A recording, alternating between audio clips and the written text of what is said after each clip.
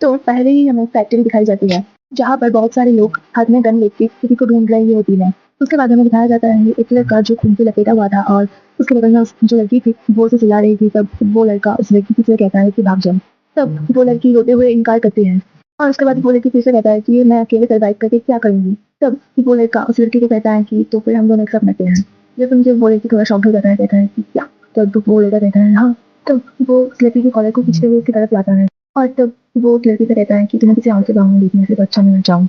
तब वो लड़की उसका हाथ थामता है और कहता है कि चलिए सब मिलते हैं। तब वो लड़का फिर कुछ शॉक होकर कहता है कि हाँ तुम पागल हो, ऐसे पागलों की तरह बात करना बंद करो और भागो। और तब वो लड़का देखता है कोई उन दोनों को टारगेट करते हुए गोली चला रहा होता है। और तभी वो लड़का जोर ना कहते हुए उस लड़के को प्रोटेक्ट करता है और तभी गोली चलती है जो सीधा उस लड़के के पीठ पे जाके लगता है और वो तब एक लड़की को कहता है कि प्लीज भाग जाओ, कम से कम तुम तो जिंदा रहो। और तभी इसके मुंह से खून निकल रहा होता है और वो दिमाग में गिर जाता है। तो वो लड़की को कहता है कि अगर तुम ऐसे मरेंगे तो मैं करीब सुनूंगा और मैं तुम्हारे साथ ही मरूंगा। फिर तक मैंने यहाँ लड़की का चेहरा दिखाया जाता है जो कहता है कि सच में भयंकर मौत था। तब हमें पता चलता है ये एक गेम था जो वो लड़की प्ले कर रही थी और वो कहता है कि मैंने कभी जितना समय बर्बाद किया है। तब हमें पता चलता है गेम का नाम है गैंगस्टर लॉफ्ट जिसकी रेटिंग 90+ है। तब वो लड़की कहता है मैं ये सोफा में एडिक्शन के लिए खेल रही पर इसे सच में और तब वो लड़की उसकी डेस्क में बैठी हुई थी। उसके बाद वो अपना लैपटॉप बंद करता है और कहता है कि शायद मैं उसका एंडिंग देख सकती हूँ। और तब वो उस गेम में उस लड़की का और उस लड़के का डेथ सीन को याद कर रहा होता है। और तब वो उस फीमेल लीड को कहता है कि तुम और मेन लीड कितनी बार मरोगे, चाहे वो मेन लीड कितना ही हैंडसम हो, पर क्या तुम इतना ही डेस्परेटेड हो उसके लिए। सबको पता है गैंगस्टर को डेट करने पे उसकी लाइफ रूनी हो जाती है। अगर तुम उसके प्यार में पड़ते हो तो अगर तुम्हारे पास 100 लाइफ्स भी हैं तो फिर तुम 99 बार मरोगे। और उसके बाद वो लड़की उस गेम को फिनिश करते हुए अपने बेड पर जाते हुए कहता है कि अगर कोई मुझे कहे कि तुम इस कचरे को क्यों खेल रहे हो तो अच्छा ये एक गुड क्वेश्चन है, स्पेशली आज के दिन ये एक स्पेशल डे है। उसके बाद हमें दिखाया जाता है एक टेबल के ऊपर एक केक का टुकड़ा और एक खाना और एक कैंस रखा हुआ है। उसके बाद वो अपना फ़ोन चेक करता है जहाँ पर उसके मैसेंजर्स में कुछ मैसेज थे और नहीं भी थे। तब वो अपने बेड से उठता है और खुद ही खुद से कहता है कि ये कैसा बकवास बर्थडे है। और उसके बाद वो एक पूरा कैन फिनिश कर देता है और कहता है कि एक बर्थडे में क्या ही स्पेशल है और ये ऐसा नहीं है कि मेरी लाइफ में स्पेशल मोमेंट भी था। और वो उठ के फिर से अपना लैपटॉप चेक करता है। तब वो फिर से कहता है कि स्ट्रॉन्ग डेनियल क्या एक स्ट्रॉन्ग एफर्मेशन नहीं था। और फिर से वो सब डेथ सीन को याद करने लगता है और उसके बाद कहता है कि मैं जाती हूँ और ये कहते हुए ही वो सो जाती है। और तभी हमें दिखाया जाता है कि कुछ लोडिंग हो रहा है, फिर स्टार्ट होता है और हमें फिर से वो मेन लीड दिखाई जाती है जिसका नाम था सीओ डोजियोम, जो कि पहले एक साइड आई देता है, उसके बाद आंखों को सीधा कर लेता है। उसके बाद हमें एक क्लासरूम दिखाया जाता है। उसके बाद हमें किसी का नेम टैग दिखाया जाता है जिसमें नाम लिखा हुआ था बेक ई। हमारी फीमेल लीड को आईने में देखता है और देखता है कि वो पहले से भी प्रिटी हो चुका है और वो बेबी गैंगस्टर गेम के अंदर आ चुका है। तब वो खुद को पीच करता है, स्लैप करता है और चिल्लाता है और बगल में ही उस गेम की मेल लीड उसे नोटिस कर रही होती है। तब हमारी फीमेल लीड कहता है कि मैं सच में अब एबल हूँ इस रियलिटी को एक्सेप्ट करने के लिए। तभी हमारी मेल लीड फीमेल लीड की नेम टैग को देखता है। तब वो शर्माते हुए सोचता है कि क्या उसने अभी मेरा नेम टैग को देखा था। तभी उसके सामने एक स्टेटस विंडो खुल जाता है। तब वो घबराते हुए कहता है कि स्टेटस विंडो, पर ये यहाँ क्या कर रहा है। और जल्दी से अपना सिर पकड़ लेता है और कहता है कि ये सच में अच्छी बात नहीं है। और उसके बाद तभी वो होश में आता है और देखता है मेन लीड उसे ही देख रहा होता है और साइड में कुछ लोडिंग हो रहा होता है। और उसके बाद उन दोनों का आई कॉन्ट्रैक्ट होता है और हमारी फीमेल लीड कहता है कि नो वे, ये मैं नहीं हो सकती हूँ। उसके बाद हमारी फीमेल लीड स्कूल खत्म होने के बाद स्कूल से निकल आता है और एक कंप्यूटर पे जाके बैठता है जहाँ पर वो गैंगस्टर लव को सर्च करता है पर कोई भी गेम निकल नहीं आता। उसके बाद वो फिर से चलने लगता है और कहता है कि अब मैं सिर्फ स्टेटस विंडो पर ही भरोसा कर सकती हूँ। उसके बाद स्टेटस विंडो से कुछ इन्फॉर्मेशन देता है जहाँ पर बेकी का फादर का जल्दी डेथ हो जाता है और उसके बाद उसकी मॉम का भी डेथ हो जाता है और उसके बाद बेकी ट्रांसफर ले लेता है। तब हमारी फैमिली कहता है कि किसी की बॉडी को पॉजेस करने के बाद भी मैं अभी भी अकेली हूँ। तब वो मन ही मन सोचता है कि काश कि मैं फीमेल लीड को पॉजेस कर सकती हूँ, पर उसके बाद ही उसे याद आता है तो उसकी लाइफ फिर से शॉर्ट हो जाता और तभी उसके पीछे से कोई आके कहता है कि ये घर का रास्ता नहीं है। तब वो शॉक्ड हो जाता है और गाली देता है। तब वो देखता है वो सीओ डोजियो में है तो उसे कहता है कि तुम यहाँ पर कर क्या रहे हो। तो हमारी मेल लीड उससे गाली खाने के बाद थोड़ा गुस्सा हो जाता है और स्टेटस विंडो सामने आ जाता है और बताता है कि बेबी गैंगस्टर अब गुस्से में है। तब सीओ डोजियोम जा रहा होता है और स्टेटस विंडो हमारी फीमेल लीड को कहता है कि उसे फॉलो करने के लिए। तब बेक ई मेल लीड को फॉलो करता है। दिखाया जाता है बेक ई सीओ डोजियम का पीछा करते हुए एक घर पे जाकर रुकता है और कहता है कि ये वो घर है जहाँ पर मैं रहने वाली हूँ और उसे बहुत ही ज़्यादा खुश लग रहा था। और तभी अचानक वहाँ पर जितने भी सारे आदमी खड़े थे सब उन दोनों को वेलकम करता है और ये देखने के बाद बेक ई शॉक्ड हो जाता है। और तभी सामने खड़ा हुआ सीओ डोजियम बेक ई से कहता है कि तुम कर क्या रहे हो, क्या तुम अंदर नहीं आने वाले हो।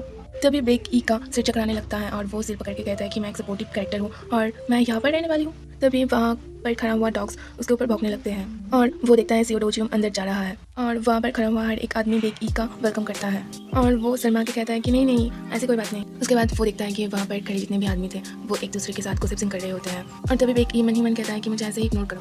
तब सियोडोजियम बेक ई से कहता है कि आसपास देखना बंद करो और अंदर आओ। तब बेक ई मन ही मन कहता है कि उसे पता है। तब बेक ई अंदर जाते हुए सोचता है कि मुझे उसके डैड के बारे में ज़्यादा तो नहीं पता, वैसे भी उसके डैड का ज़्यादा स्क्रीन टाइम नहीं था गेम में। और बेक ई अंदर से उस मेंशन को देखने के बाद शॉक्ड हो जाता है और वहीं पर रुक जाता है। वहाँ पर भी बहुत सारे आदमी सिर झुका के खड़े हुए थे और सियोडोजियम अंदर जाते हुए कहता है कि मैं घर आ चुकी हूँ। बेक ई तब फ्लोर पे ही खड़ी हुई थी और किसी चीज़ को देखते हुए वो कहता है कि वाओ। और तभी एक आदमी ऊपर से बेक ई से कहता है कि तुम बेक ई हो ना। तब बेक ई ऊपर देखते हुए उसे हेलो कहता है और मन ही मन कहता है कि ये मेन लीड का डैड है। और तभी उसकी नज़र किसी और लड़के पर जाता है जो कि उसे थोड़ा बुरी नज़र से देखता है और उसके बाद वो लड़का चला जाता है और सियोडोजियम तब ऊपर ही जा रहा था पर रुक के एक बार बेक ई को देखता है और उसके बाद वो थोड़ा सिर हिलाता है और तभी बेक ई के सामने एक स्टेटस विंडो खुल जाता है जहाँ पर लिखा हुआ था बेबी गैंगस्टर सियोडोजियम सपोर्टिंग कैरेक्टर बेक ई को मेंशन में आने के लिए वेलकम करता है। तब वो आदमी नीचे आते आते कहता है बेक ई से कि इसमें कोई डाउट नहीं है कि तुम बेक ई हो, तुम बिल्कुल तुम्हारी मम्मी पे गए हो। और ये कहते हुए वो बेक ई के सामने आके खड़े होता है। तब बेक ई उसे देखने के बाद मन ही मन कहता है कि एक गैंगस्टर फैमिली का बॉस। इसके बाद वो सरप्राइज होकर उस आदमी से कहता है कि तुम मेरे मॉम को जानते हो, पर कैसे। तब बेक ई उसे देख के फिर से मन ही मन कहता है कि ये मिडिल एज मैन है जो कि सच में बहुत ज़्यादा हैंडसम है और अगर ये गैंगस्टर मेरे पेरेंट्स के फ्रेंड हुए तो फिर मेरे पेरेंट्स भी गैंगस्टर थे। तभी बेक ई इधर उधर देखने लगता है। तभी वो आदमी कहता है कि तुम्हारी ये एनर्जी मुझे तुम्हारी डैड की याद दिला रही है। तब वो खुद को बेकी से इंट्रोडक्ट करता है और कहता है कि मेरा नाम सियो इम है। उसके बाद वो बेकी से फिर से कहता है कि तुम देख ही सकती हो ये एक ऑर्डिनरी हाउस नहीं है और तुम्हें इतनी जल्दी इस प्लेस में रहने के लिए कहना थोड़ा शॉकिंग है, पर जो भी हो ये इतना भी सिंपल नहीं है कि मैं इसे डिसमिस कर दूँ और वैसे भी तुम्हें तुम्हारे पेरेंट्स का लास्ट विश पता भी नहीं है। तब बेकी फिर से थोड़ा शॉक्ड होता है। तब वो आदमी फिर से बेकी से कहता है तुम जितना ज़्यादा इस फ्लोर पर रहोगे उतना ही तुम्हें सुनना पड़ेगा और मुझे लगता है कि तुम्हें ज़्यादा सुनना नहीं चाहिए। तब बेकी सिर पकड़ लेता है और कहता है कि एक्सक्यूज़ मी, एक हाउस जहाँ पर बहुत सारे लोग हैं और गैंगस्टर से भरा हुआ है और जहाँ पर मेरी डेंजर में है और तुम कह रहे हो कि मैं यहाँ पर रहूँ। तब बेकी कहता है कि ठीक है लेकिन पर महीने का कॉस्ट कितना है और मेरे पास तो पैसे भी नहीं है। ये सुनने के बाद वो आदमी शॉक्ड हो जाता है और कहता है कि क्या। तभी बगल से एक आदमी आकर उसे कहता है कि मुझे लगता है वो समझ रहा है कि हम इसे रेंट पे दे रहे हैं। तब वो आदमी उसे पकड़ लेता है और कहता है कि क्या मैं तुम्हें क्लोन शार्क दिख रहा हूँ, वैसे भी मैं स्टूडेंट से पैसे नहीं लेती हूँ। तब बेकी उस आदमी से पूछता है कि तो फिर ये फ्री है। तब वो आदमी फिर से पूछता है कि क्या। तब बेकी फिर से उससे कहता है कि मैं इस सेंटिमेंट को समझ रही हूँ पर मुझे लगता है कि मुझे बचाना चाहिए और इसके बारे में सोचना चाहिए। तब वो आदमी फिर से कहता है कि तुम्हारे पास कोई घर नहीं है, मैंने उसे बेच दिया। तब बेकी शॉक्ड हो जाता है और अचानक से चीख के कहता है कि झूठ मत बोलो, वैसे भी क्या तुम्हारा कोई हक है उसे बेचने का। तब वो सियोडोजियम को बाय करता है और कहता है कि मैं भी जा रही हूँ, कल तुम्हारे साथ स्कूल में मुलाकात होगी। तब बेकी वहाँ से जाने लगता है और कहता है कि ये सब सच में अच्छा मजाक है और सिर उठाकर अपने स्टेटस विंडो को देखता है जहाँ पर लिखा हुआ था सपोर्टिंग डायरेक्टर बेकी का प्रोफाइल अपडेट हो चुका है और उसका घर बिक चुका है। ये देखने के बाद बेकी वहीं पर रुक जाता है और धपाक से फ्लोर पे बैठ जाता है और मन ही मन कहता है कि क्योंकि तुम्हें कैंसर हो इसलिए तुम जो भी चाहो वो कर सकते हो। तभी सियोडोजियम बेकी के पास आता है और उसे उठाता है और कहता है कि इतनी जल्दी तुम्हें क्या हुआ।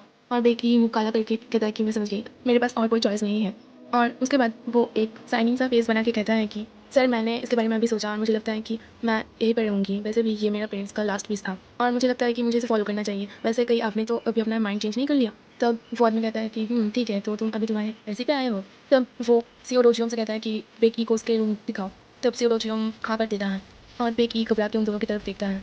तभी हमें एक एलिवेटर दिखाया जाता है और बेकी सियोडोजियम से पूछता है कि हम कौन से फ्लोर में जाने वाले हैं। तो सियोडोजियम कहता है कि सेकंड फ्लोर। उसके बाद वो दोनों बेकी के रूम की तरफ आ जाते हैं और सियोडोजियम बेकी से कहता है कि ये तुम्हारा रूम है, मैं बाद में आने वाली हूँ तो तुम अभी चेंज कर लो। उसके बाद सियोडोजियम बेकी से कहता है कि और ये तुम्हारे लिए अच्छा होगा अगर तुम एक लो प्रोफाइल रखो जब तक तुम उस घर में रहने वाले हो। जो मुझे इरिटेट करता है उससे मैं ऐड करती हूँ, जैसे कि तुम थोड़ी देर पहले कर रहे थे। तब बेकी सियोडोजियम की तरफ गुस्से से देखता है और सियोडोजियम कहता है कि ठीक है मैं जा रही हूँ।